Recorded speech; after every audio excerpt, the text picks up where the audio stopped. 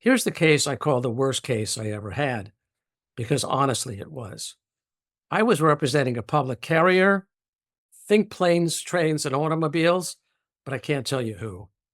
They were a great client, the kind that paid their bills on time and never had any big problems. But that all changed when I got a call from them in the middle of the night. I picked up the phone, and the minute I heard the voice, I knew it was bad. Jeff, he said, his voice cracking with tears. I'm so sorry to call you at this hour, but a tragedy has happened. It was our claims man. Okay, I said to him, go slow and tell me exactly what happened. He explained that there was a situation where a little girl had been crushed to death in front of her entire family. As a father, my heart sank. But as a lawyer, I knew I had to keep my wits about me. Okay, I said to him, we're going to get through this. I need you to call the family first thing tomorrow. You have to take 100% responsibility for the accident. Tell them that our company is at fault. You feel terrible about it, and you will work with them when they are ready. What made this case even more challenging from a legal standpoint was that a very similar thing had happened in a prior accident. They had never fixed the problem, and that's what caused the little girl's death. While most lawyers would have told their clients to avoid the family, call a press conference, and deny liability, I let my ethics guide me.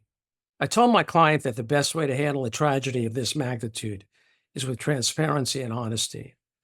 He did exactly what I said, the hard thing, and talked with the family. I have never had a case like this before, but I knew one thing for sure. If they chose to pursue a lawsuit against my client, it would be a prolonged, painful trial for them. So I suggest that we go to mediation. The family's lawyer was dead set against that.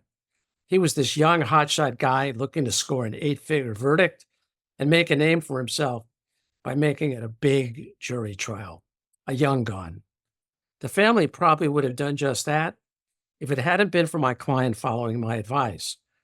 They said that because my client called them the next day to express sorrow and admit the fault, they would not go to trial. They knew that nothing could bring their daughter back, and the fact that he was trying to make amends opened their hearts. We mediated the case to a figure that everyone felt was just. That included a public apology from my client, an admission of mistake, and a radical change of procedure so it would never happen again. This was a tragic situation and a tragic case.